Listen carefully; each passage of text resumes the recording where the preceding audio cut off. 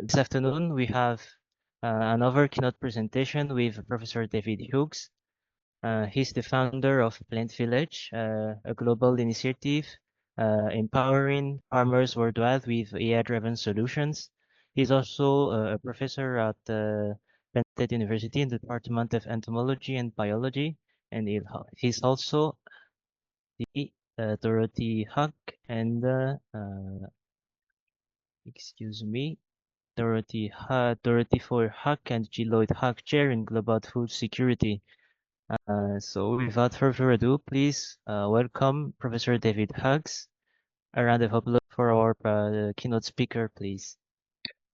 Great. Well, thank you so much, Taratra, for organizing this. I really do appreciate everybody joining and listening in.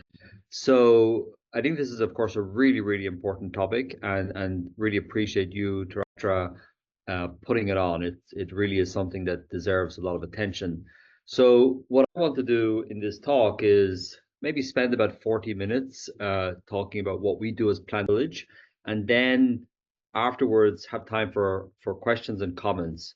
And so really my objective here is to help young people, especially across the global south, including in Madagascar, to leverage AI tools to change their local economies, whether that economy is agriculture or just a broader economy. And we want to do that through education and democratization of knowledge.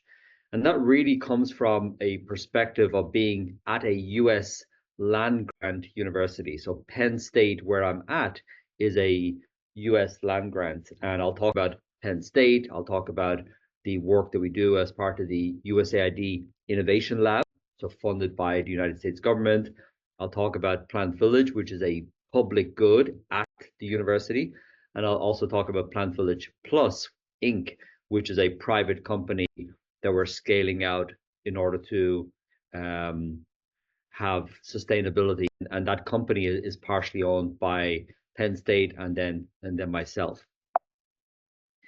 So oftentimes when I'm trying to talk to people, I try to kind of frame it this way and ask people, whether they're in the United States or globally, to imagine a country where these things are true. So the average life expectancy is just 40 years.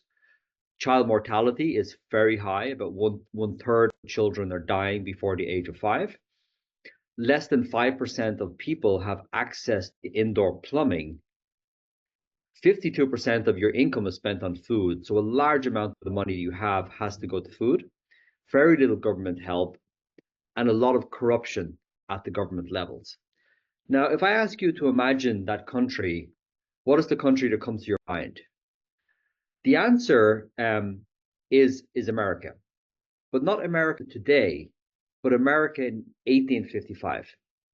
And that was the year in which we established a new type of university system. So we established one in America, well, two of them, one in Pennsylvania and one in Madagascar. I myself am Irish, and so I was unaware really of this university system until I came here. And it's a very different type of university system. It's really an applied science approach to help farmers grow food. In that case, it was a farmers in the 1860s, 1870s, 1900s across the United States. And that approach of applied research has been incredibly successful.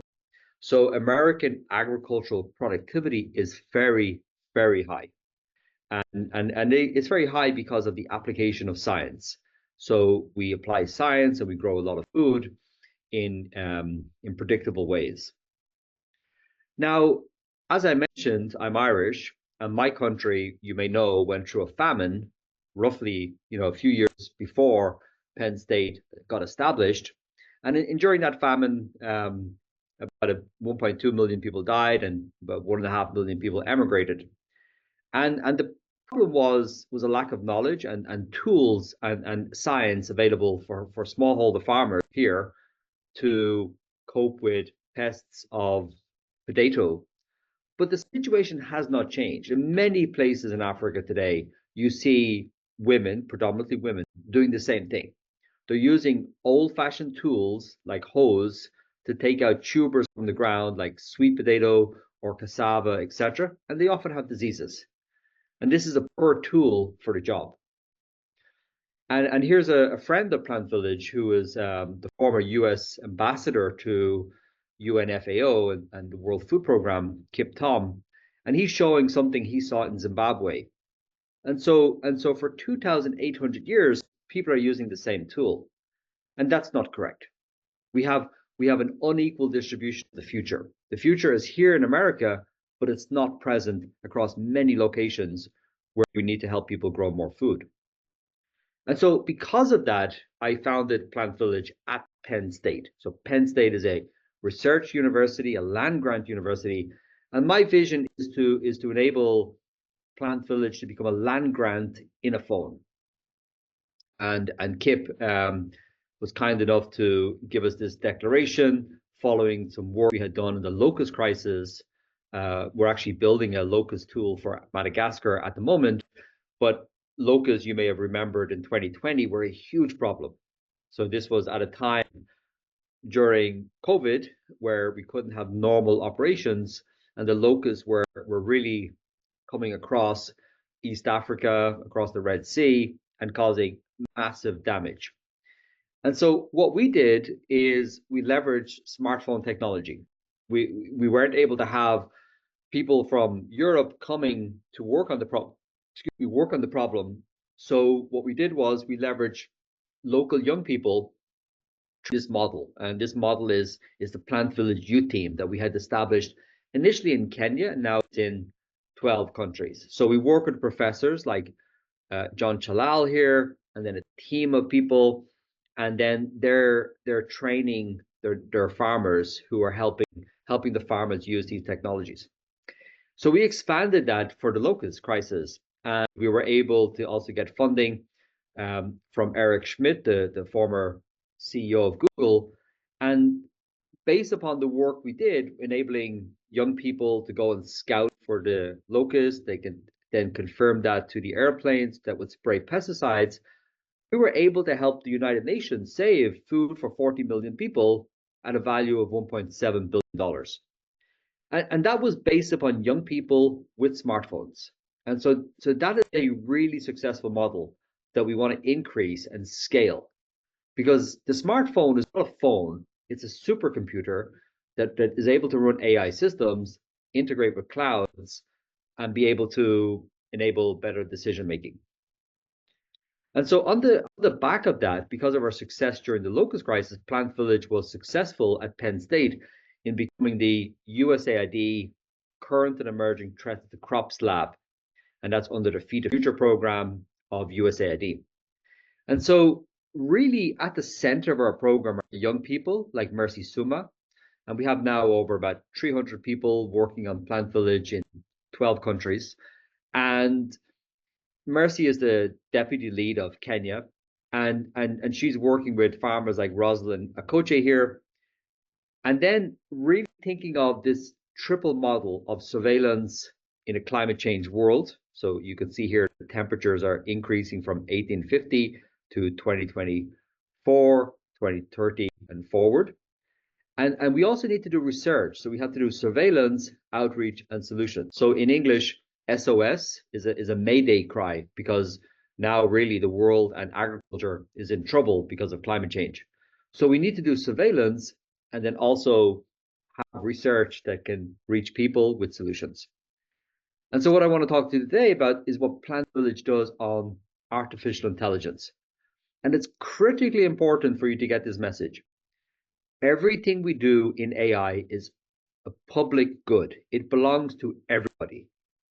We don't just release the code, it's not open source, but it's a public good. And that's really important. And I'll come back to that later on. So I'll go into three parts of what we do.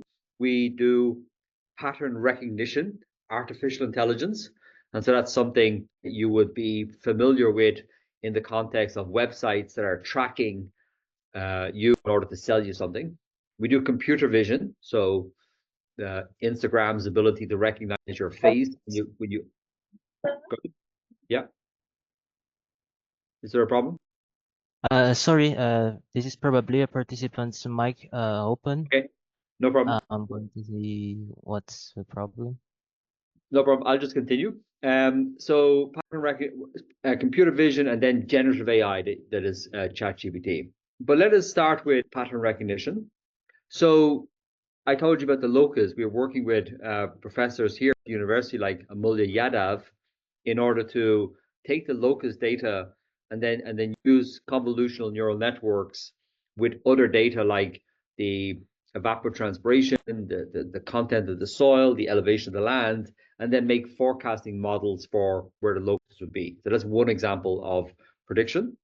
Another one we're doing with a professor called Xiaopeng Shen at the university is to use NASA data on soil moisture and also predict. And this is very well understood in continental USA. And then we take that and we apply it to um, areas in Africa where we have less data. So we can use AI to make predictions. Now, you may have seen that the Nobel Prize this week was the ceremony was awarded to one of the founders of DeepMind, where they were using AI to predict protein sequences. So there's lots of potential here for AI to fundamentally help humanity.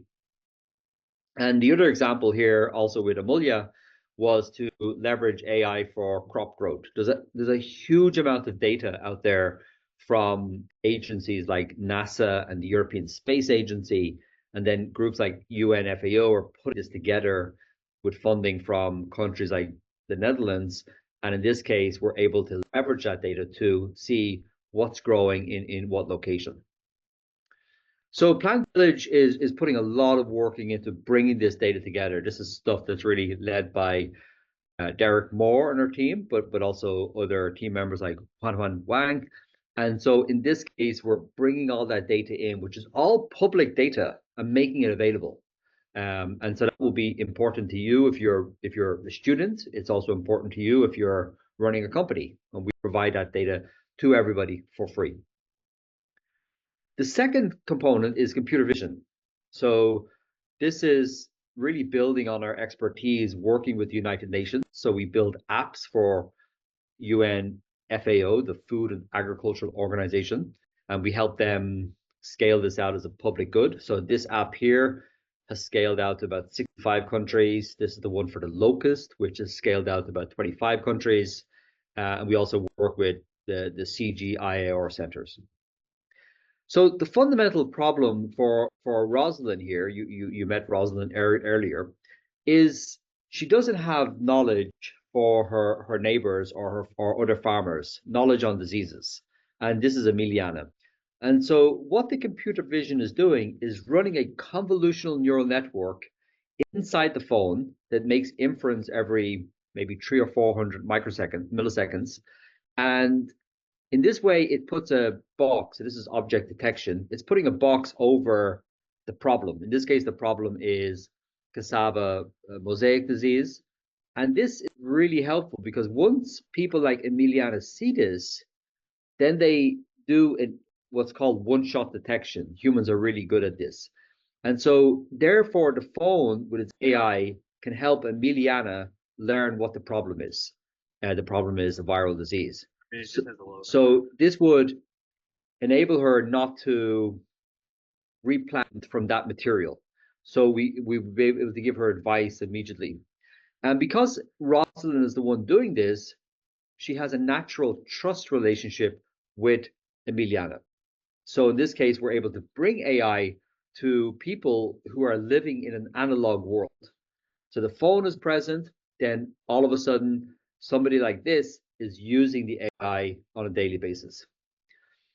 And we've also benchmarked this AI here against human experts or extension workers. And we find, at least for the cassava diseases, it's twice as good as extension workers. But of course, with the increasing penetration of phones, we're going to have more and more of these AIs around the world. And so what I showed you there was object detection. We're also using segmentation, which is really the next frontier. So in this case, instead of just determining what the overall problem is, we actually analyze each and every pixel of the screen, and each pixel has 3 values, or red, green, and blue. And so then we can train it to do this. We're doing this in the cloud, but actually now we're pushing forward. So this is really led by Pete McCloskey, our lead AI engineer, and then but also a team in Kenya led by Milsort Kemboy to really just push this forward and get better at doing on-phone segmentation. This approach works offline 100%. This requires an internet connection, but eventually we should do segmentation on the phone with no internet connection. We expanded. So here's late blight, the causative agent of the Irish famine. Here's healthy. And then with experts like the ones at the Consultative Group for International Agricultural Research, and particularly the Potato Institute there, we're able then to integrate decision-making systems. So in this case, if you have the disease, should you spray the fungicide, when? And we know that using this decision system results in about 30% reduction in spraying of fungicides, which is better for people, but it's also reduces the selection for resistance.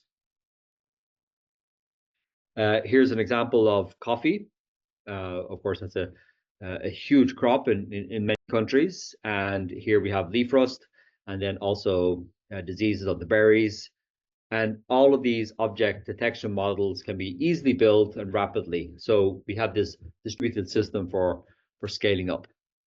And so we really brought AI to African farmers at scale. And this is a bit of an old graph here, but we're really much higher than this now and doing effectively and really understanding lots of ways in which we can effectively improve this over time.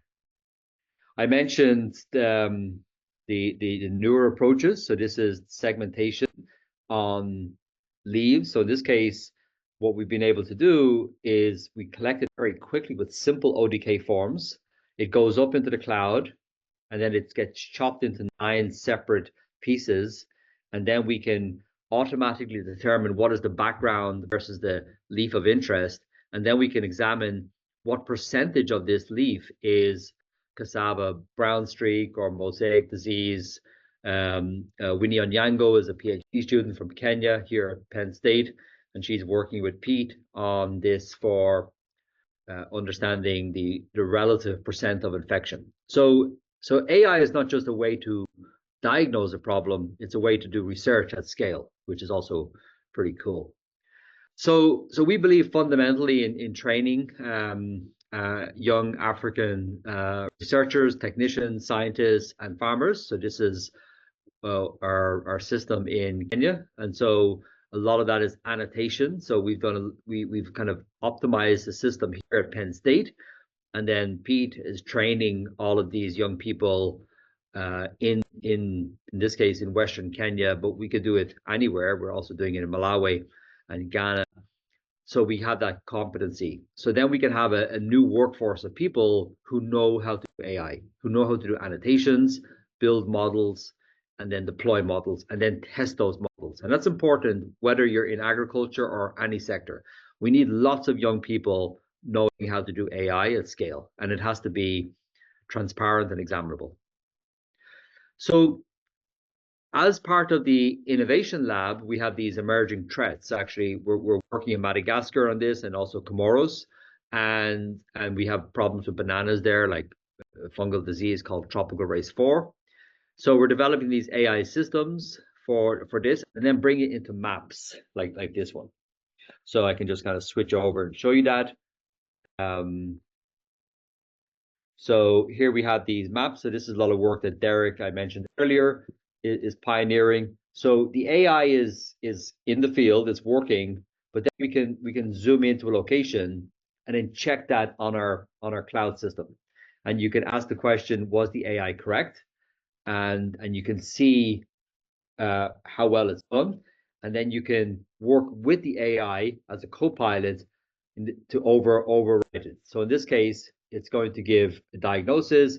Humans are able to come in and assess whether that's correct or not. And then the humans are also able to send a message directly from the platform to a person for more follow-up information. So this is our overall system, that is on the back end. So it really becomes a collaborative tool for researchers in the country we focused on. In this case, Malawi, for example, we pull in a variety of data, we see who's doing what, we can work collaboratively. So the AI does the education in the field, but then the cloud system allows for ongoing collaboration. Okay, back to the show. So in addition, what we also push forward, especially as the Innovation Lab, is the integration with genetic testing, because sometimes the AI won't determine effectively whether it's infected. And so now we integrate genetic testing. You've seen the platform. Now we can collect samples. And this is currently led by Serge Ouedraogo, who is currently in Tanzania and has previously been in Madagascar working with our team there. And he's from Burkina, so also a French speaker if you want to follow up. So Serge is helping develop these systems and deploy systems so we can determine with genetic sampling what the identity of the plant is. And again, it's all about capacity building. This is Western Tanzania, Kigoma.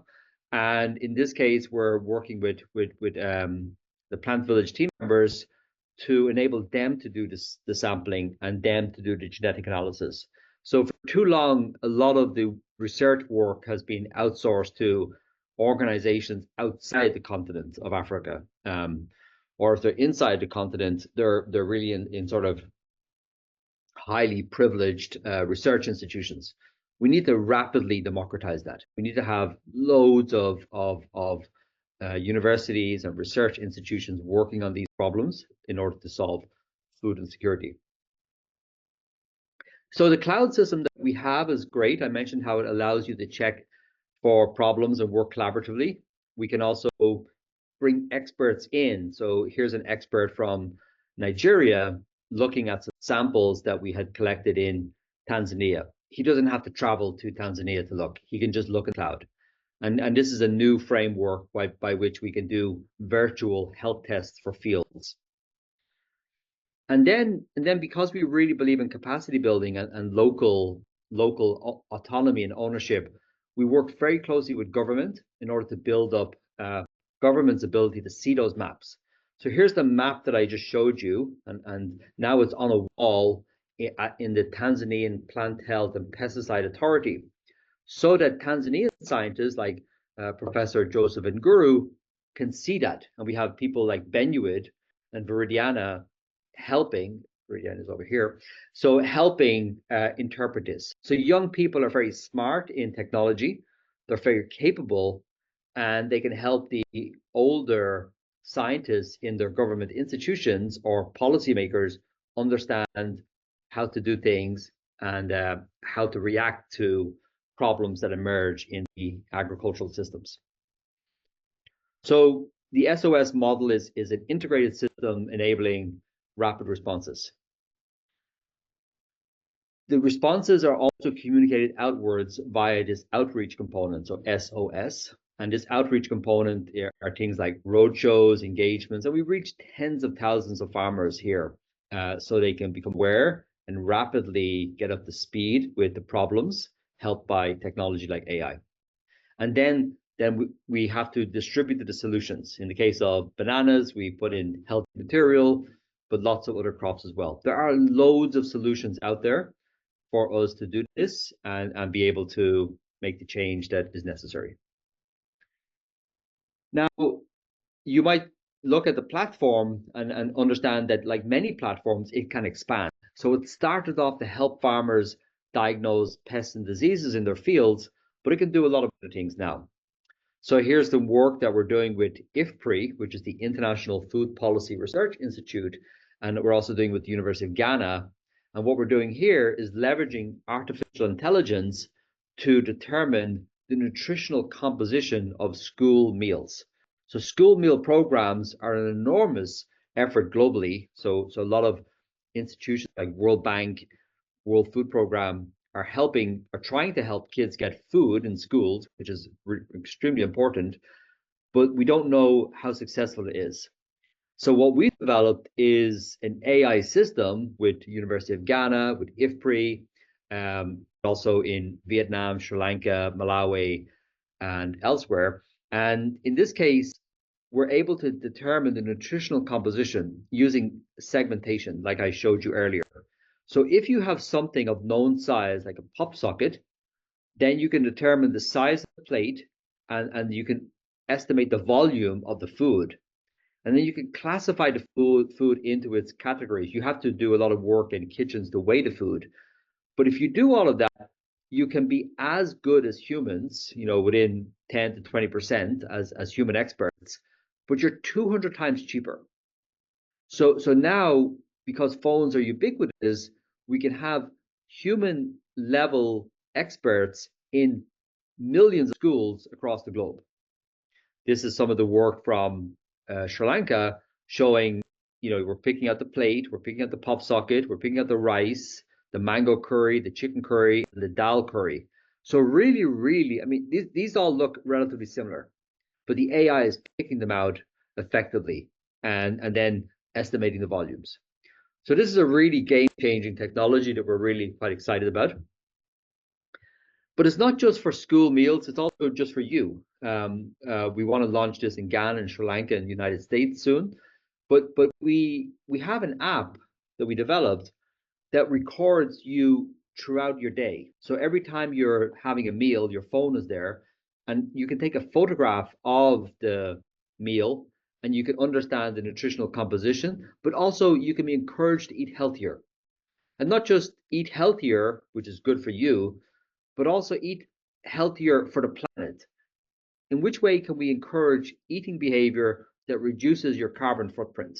So we think there's a lot that can do, and this is something that AI can do, but actually humans cannot.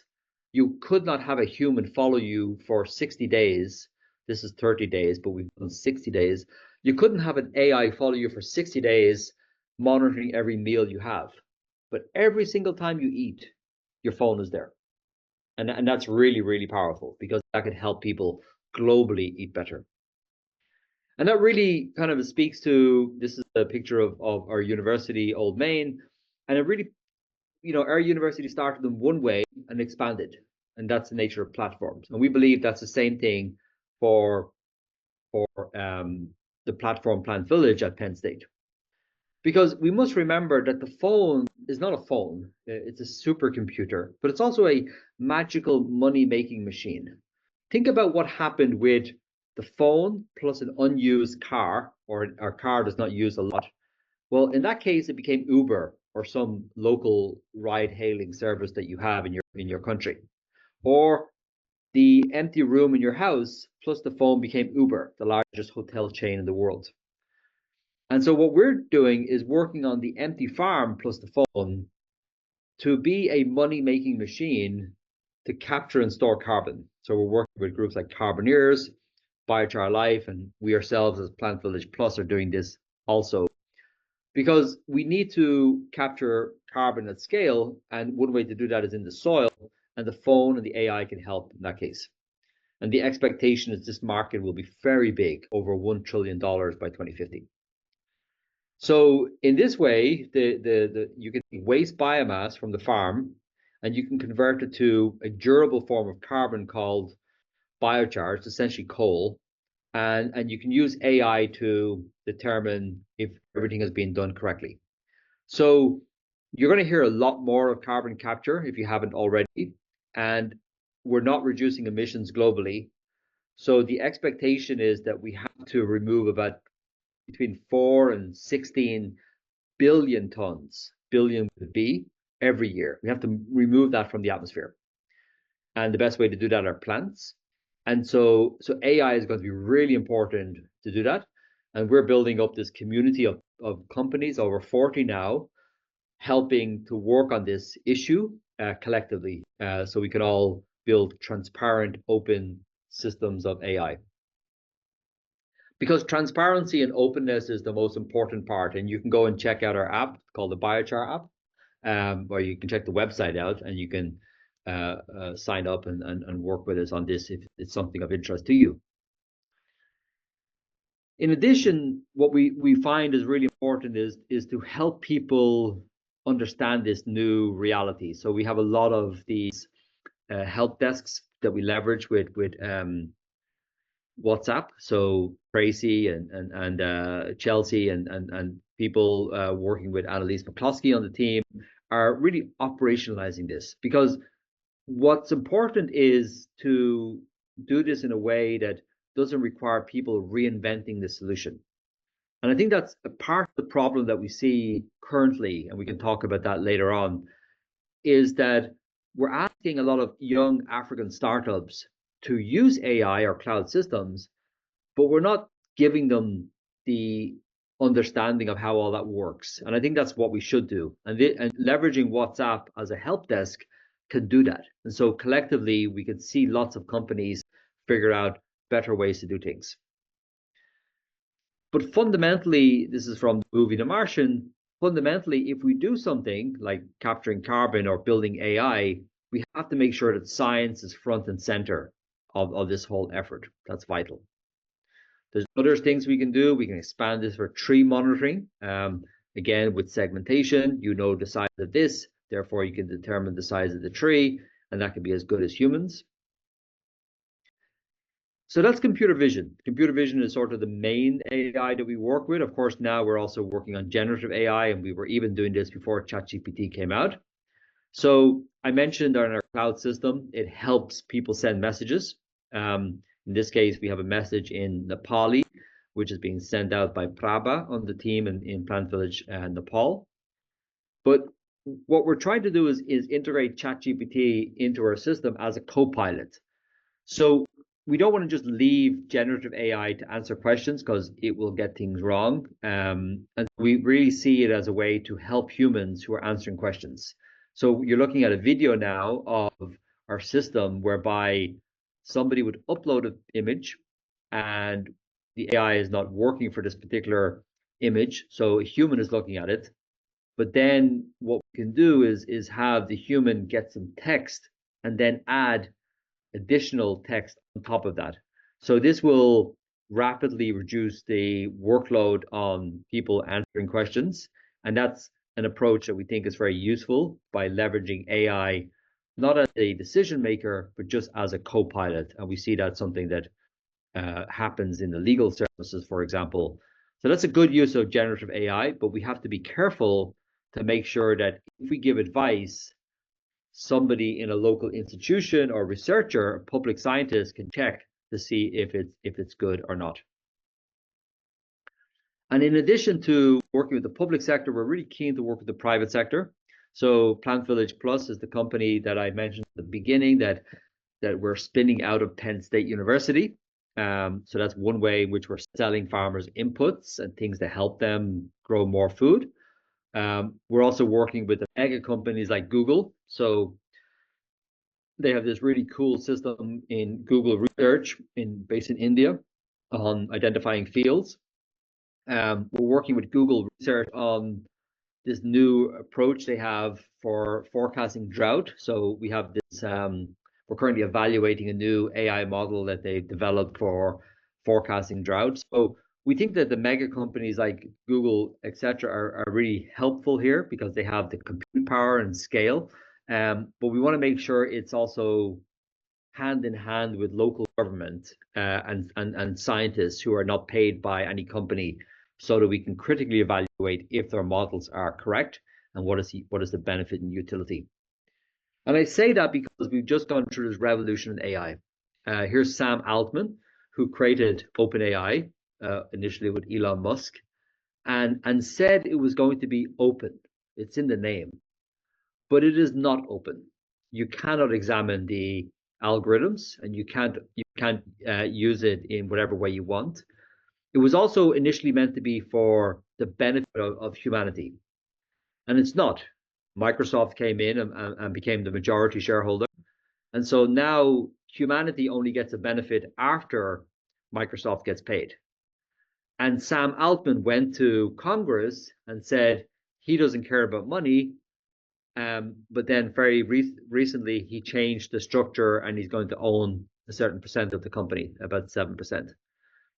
And so this is hugely problematic, that a single individual gets to have this much power on AI, and the global community of public scientists don't get to see how it's being built or what's happening. There was an oversight board, and they were basically removed, and now they're actually removing the ownership of it by a nonprofit. They're going full private. And so that's hugely problematic because we've seen the negative outcome of Facebook and Google on elections. So we have to be super cautious not to repeat those mistakes. And we really want to build an open AI for the global community. And this is where we think the land grant university models help. And I had this quote from Abraham Lincoln, who was of course, the president of the United States during the Civil War, and during that time he set up the land grants. And the quotation talks about the dogmas of the quiet past. So the way things used to work are not present. They're inadequate to the stormy present. The occasion is piled high with difficulty, and we must rise with the occasion. As our case is new, we must think anew, we must act anew, we must disenthrall ourselves. We're really going to find, and especially for those of you on the call who are young, we're really going to find that the world will change in completely unimaginable ways. Africa has 1.3 billion people. By 2050, we'll have 2.3 billion. And by 2050, the temperature might be around about, I don't know, 1.8 degrees Celsius above historical norms. 2024 was the hottest year in the last 120,000 years, and it will be the coldest year for the rest of your life. So the dangers we face for African agriculture, food security, food systems cannot be overstated. The promise of AI is huge, but only if we do it correctly. And so for us, we work very closely with universities. We're setting up an AI lab in University of Ghana next week. We've set one up in Luanar in Malawi. We're happy to work with your groups. We're happy to work with the private sector. But we need to do something differently than what we've been doing in the past. And I think maybe it's only the most recent past, because if you look at the history of places like Penn State, it has always been about research, education, and extension transparently. It's always possible to find out why somebody said something at a university. And so the model I think we would like to build at PlantVillage is a global cloud grant, building on the transparency and trust and science of the US land grants, bring it to the global cloud through AI systems which are distributed, helping government, helping young people, helping farmers, helping the private sector. And this is something I'd be keen to talk with you all about more. You're welcome to ask questions now. You're welcome to reach out by email, but I really appreciated, Taratra, this opportunity to speak and then have an ongoing discussion about the world. Thank you. Thank you, Professor Hughes, for the presentation. It was quite interesting. Uh, do anyone wants to speak up? Any question? I do have a question. So you said that you used smartphone for involving people. So how do you ensure data quality? Like, do these people input data into your system, or are they only using the app on their phone?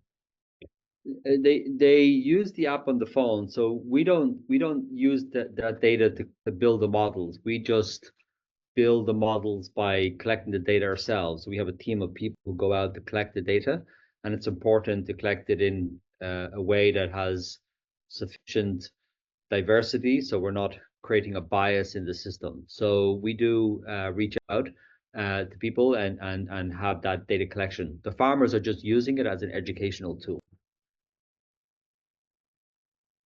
Thank you. Apart from that, if we wanted to join in and contribute to Plant Village or Plant Village Plus, how can we get involved? It depends on what your background is. Maybe you could tell me about your background and what skills you can do, or where you are, or what you're doing.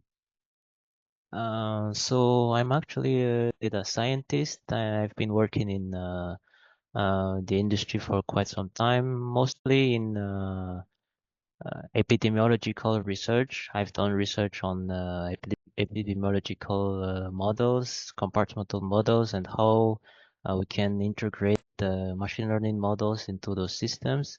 Apart from that, I've been doing data engineering also in some companies. That would be my background. Yeah. Okay. Yeah. So, and are you currently at a company or a university in Madagascar? I'm actually in a company, so I'm a data science consultant right now. But I'm also I'm preparing my PhD in right now. Yeah. Okay. Yeah, so we want to enable people to use our system to learn. One of the things we really want to do is provide better training sets and case studies for people to do their own work and then figure out some of the frictions involved. As I mentioned, we're in Madagascar and we want to make sure for every country we go into, we're expanding the AI components as well. So really just keep in touch and hopefully we can find ways to work together. Yeah, thank you, Professor Hughes. Anyone else?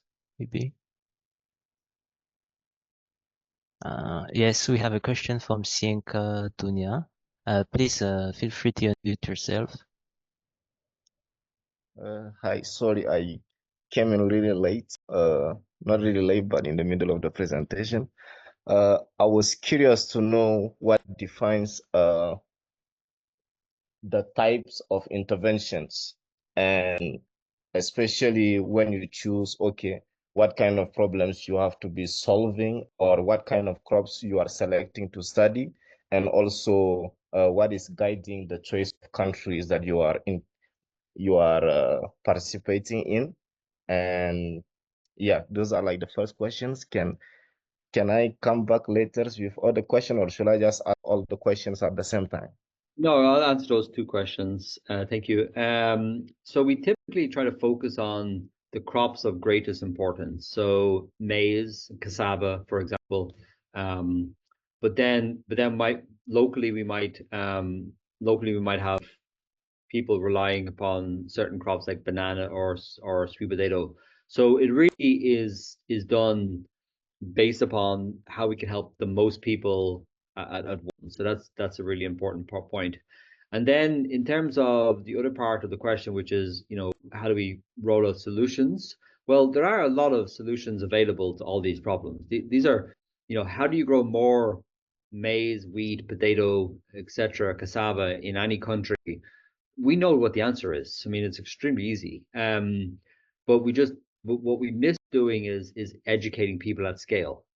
And if people but people should be able to get education at scale. So every village in Madagascar or across Africa has a WhatsApp in the village. Somebody has WhatsApp. And mostly they're sharing nonsense on WhatsApp.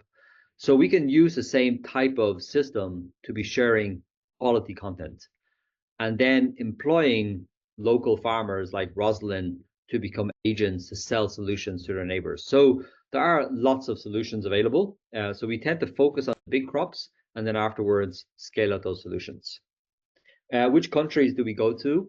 So in this case, we went to Kenya as the first country, and then went to Burkina Faso as the second country because it's so incredibly different. And we want to build that diversity.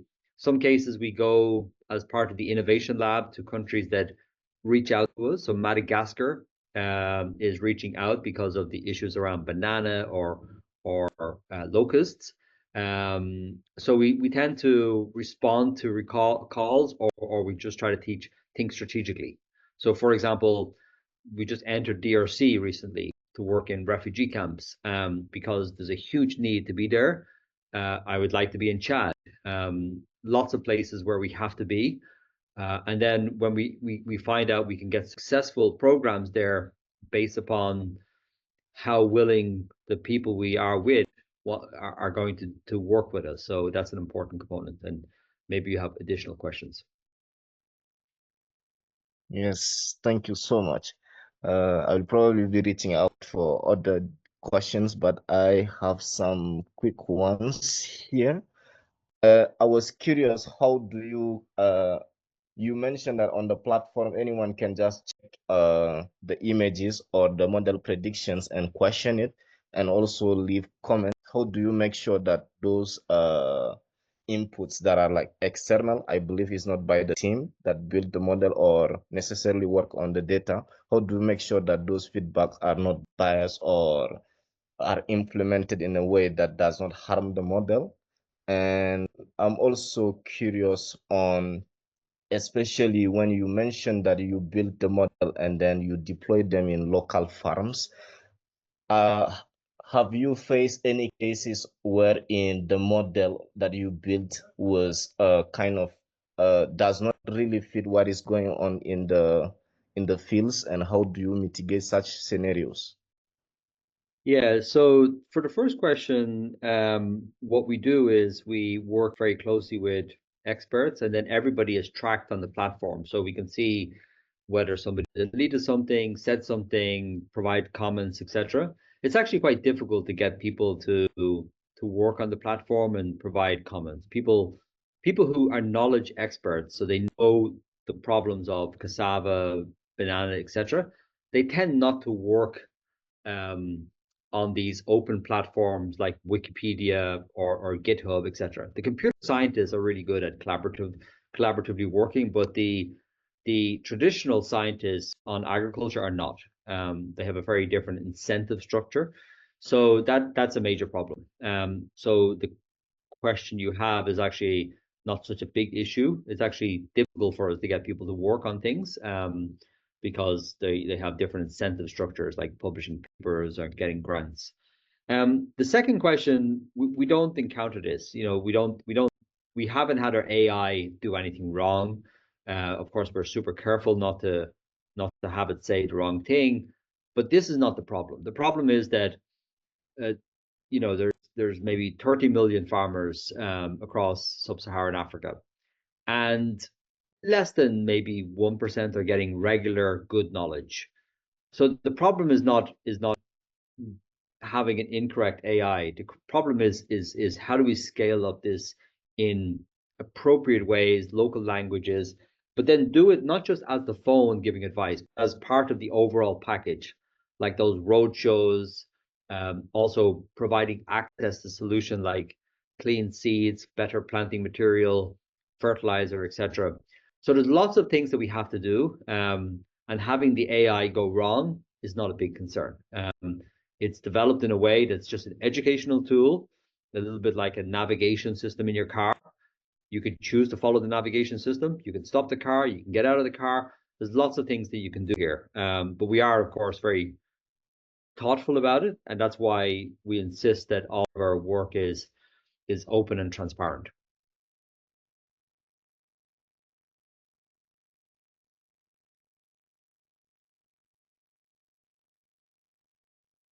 Okay, I think, Sika, you don't have any more questions, Sienka?